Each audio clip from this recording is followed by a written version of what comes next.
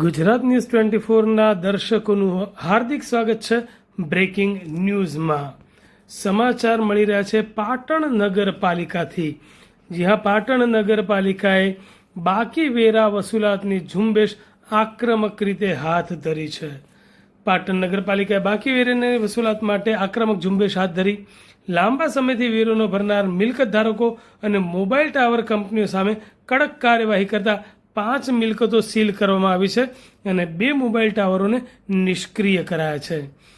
જે મિલકત ધારકોનો ₹2 લાખથી વધુનો વેરો બાકી છે તેવી 7 જેટલી મિલકતોને સીલ કરવાની પ્રક્રિયા શરૂ કરાઈ છે.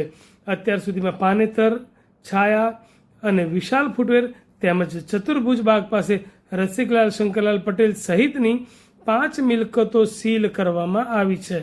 નગરપાલિકાએ જણાવ્યું છે, જો મિલકત ધારક સ્થળ પર જ બાકી વેરો ભરી દે તો સીલિંગની કાર્યવાહી મુલતવી રાખવામાં આવશે.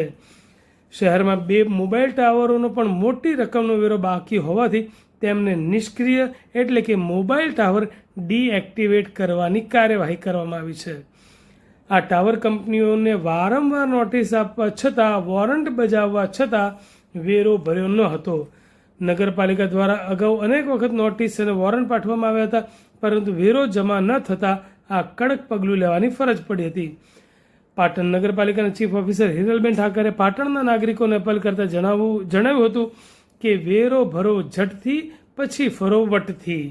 તેમણે શહેરના નાગરિકોને શહેરના વિકાસમાં સહભાગી થવા અને કાયદેસરની કાર્યવાહીથી બચવા માટે સમયસર વેરો જમા કરાવી દેવા અનુરોધ કર્યો હતો.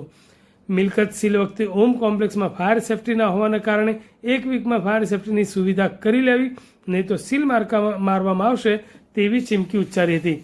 કાર્યવાહી દરમિયાન પાટણના ચતુર્ભુજ બાગ પાસે સીલિંગની કાર્યવાહી ચાલુ રહી હતી ત્યારે ટ્રાફિક જામના દ્રશ્યો પણ સર્જાયા હતા. ટ્રાફિક પોલીસે પરિસ્થિતિને હળવી કરવાના પણ પ્રયત્નો કર્યા હતા.